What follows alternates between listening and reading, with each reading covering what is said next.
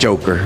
He's something that he should watch what he says. He doesn't know my son. Mentally destroying to try and explain to people who, like, I don't want to be disrespectful to people's intelligence, but it's like you're listening to a geezer on an elliptical trainer, or whatever those cross trainers are called, right? Who, let's be honest, doesn't really have the best track record. We know you can't make weight. This is why Conor Benn said this is his last time at 147. My guy is making excuses before he loses. Who says that, bro? This is my last fight at 147. My guy, you gonna go backwards just to get the whooped? Oh my gosh, bro. It's fine, bro. We gonna let him. He's just gonna run into it. That dude. It's sad. Conor's gonna get his beat, bro. Professionals, and it is part of the process that you go through to prepare yourself for a fight. Yeah. So they know what they can and can't do. They won't be exposing themselves to undue risk. They'll be exposing themselves to the necessary preparation for a fight. Boxing insiders accuse Conor Benn of using his shock injury to avoid Ryan Garcia. Henry Garcia wastes no time attacking Benn, claiming his son will expose him completely whenever they finally step into the ring. His confidence immediately turns the injury controversy into a much bigger question about Benn's willingness to fight. Complete change. You're going to see the Ryan that everybody knows, and I'm stating this as a fact. You're going to see the real Ryan. Trust me on that when I say that. Eddie Hearn appears genuinely frustrated by the way a straightforward situation has been transformed into headline drama. His reaction suggests he believes too much speculation is surrounding Conor Benn's camp instead of simply accepting the injury update for what it is. So it's a mental game, and I can't believe these people are actually going to these lengths. It's unbelievably flattering that people in their position, with their power, want to do things like that. But it's a dirty, dirty game, and I'm just shocked at the way. Ryan Garcia turns up the pressure, predicting he would completely dominate Conor Benn and implying that Benn already knows he cannot match his pace. The trash talk paints Benn as a fighter who may already be mentally defeated before the opening bell. I'm gonna try his hardest. It's gonna be cool. He gonna be trying to rough me up, do dumb shit like he does, and we're gonna go to work so easy on him. And you guys gonna see my speed, my power, my accuracy, my conditioning. We're gonna be ready for whatever he does. We're gonna take away everything he's just. Ryan Garcia continues piling on the pressure, questioning Conor Benn's conditioning and even taking aim at his training decisions. The constant criticism appears designed to get inside Benn's head and create doubt about his preparation well before fight night. I know Conor Benn is in Santa Monica having the time of his life. Wildcard West, we know where you at, boy.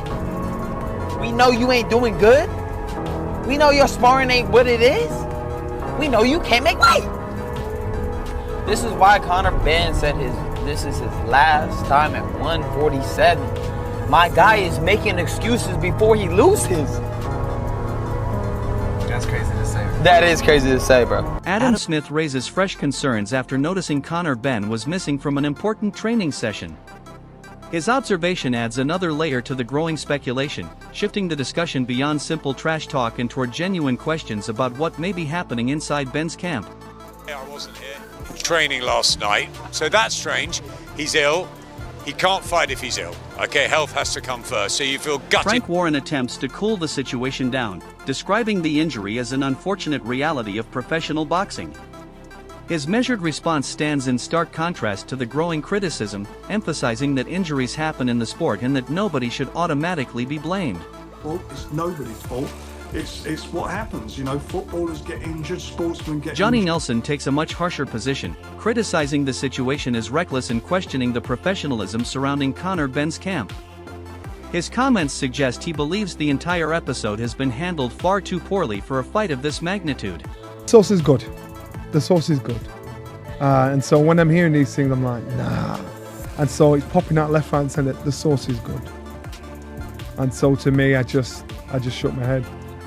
Tim Bradley draws on his own experience in boxing, explaining that fighters can sometimes sense problems developing before anything becomes officially confirmed. His comments raise the possibility that Conor Benn himself may already understand the difficulties he could face against Ryan Garcia. They know already. They see the future and they see how hard, or mainly how hard something is. So, and And so I knew that if I continued, I knew what the future held for me, which wasn't gonna be good. It wasn't gonna Daniel be good. Dubois keeps his comments measured, remaining focused on his own career while acknowledging that fighters' paths can eventually collide in boxing. His calm response serves as a reminder that the sport can change quickly, with unexpected matchups always possible. He's on his path, and he's looking good. Do you think your paths could ever collide? Eventually, I think anything can happen. So Frank Warren takes a broader look at the controversy, pointing out how quickly public attention can move on once a major headline disappears. That observation becomes particularly relevant here, as Conor Benn's injury has the potential to overshadow the bigger storylines surrounding the upcoming fight. Else building around this fight. Once the headline falls away, then it does. I mean, they're great fights. Magnificent Seven is a great concept, great title fights on there. However, all the media would concern the most, other than local media from where, for example, where Nathan or any of the other boxers come from, where they're focusing on the local hero. Most of the mainstream, including yourselves, any discussions we have. Dave Coldwell urges caution, admitting that nobody outside Conor Benn's camp can truly know the full extent of what is happening right now. His comments expose one of the biggest problems surrounding the controversy. Speculation is rapidly filling the gaps left by a lack of confirmed information.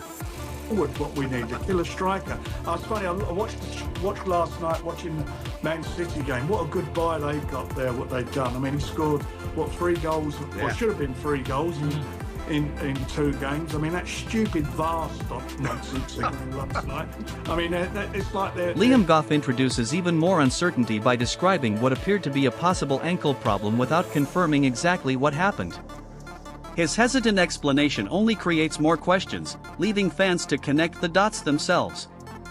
And when clear answers are missing, accusations surrounding Conor Benn can spread much faster than the facts. Thomas suffered some sort of ankle injury. Maybe I was just seeing things with that one. But he is injured. It's not really specified. I don't know why. I'm sure I saw it was ankle, but maybe not. Maybe I was just saying things. Johnny Nelson strongly rejects the wildest rumors, dismissing claims of a poisoning scandal as fake news designed to create chaos. At the same time, he acknowledges that people should wait for the full facts. That combination of rejecting extreme theories while admitting uncertainty shows just how quickly this story has spiraled. Popped up and said it's fake news that the fight was off and all this sort of stuff that was going on about some poisoning scandal foolishness, and they tried to shut this thing down. And I'm saying that's fake news. I'm not having that. So let's wait and see. If it's true, that's a shame. You'll love to get to the bottom of it. Eddie Hearn keeps his latest response brief, refusing to speculate and simply acknowledging that Conor Benn now has a difficult situation to deal with. His unusually cautious wording suggests he has no interest in adding more fuel to a controversy that is already generating plenty of suspicion. See what happens, but that's for them to overcome now, and it's a very difficult situation. Spencer Oliver takes one of the most balanced positions, stressing that the final decision should be made by medical professionals rather than fans, promoters, or either fighters' team. His point is simple: boxing is dangerous enough without asking an injured fighter to compete just to satisfy public pressure. Even that reasonable explanation has failed to eliminate the skepticism surrounding the timing of the injury. With questions about Conor Benn's readiness already circulating, some pundits believe the setback arrived at a moment that naturally invites suspicion. But he will have seen the doctor, and the doctor will make that decision on whether he should fight or whether he shouldn't fight. I mean, listen, this is the hurt business. You can only go in there 100%. Frank Warren also highlights the enormous financial consequences of an injury this late in the process. Training camps involve major expenses, from sparring partners and coaches to nutrition and preparation, meaning a cancelled fight can wipe out a huge investment before fight night ever arrives. That reality makes the idea of simply walking away far more complicated than it may appear from the outside. It was a big fight, you train very hard. If you don't fight, you don't get paid. You imagine the cost involved in a training camp, booking places to set the camp up, bringing the sparring partners in, the nutritionists, the chefs, trainers and everybody, and you don't get paid. It's a massive loss. You can't insure it, or if you do, it costs a fortune to insure. But very, very disappointed. Johnny Nelson takes the controversy even further, calling for a proper investigation into everything surrounding Conor Benn's sudden injury. His urgency shows that even experienced voices are still trying to process the latest information as it emerges. The result is a boxing community caught between demanding immediate answers and accepting that the complete truth may take time to uncover.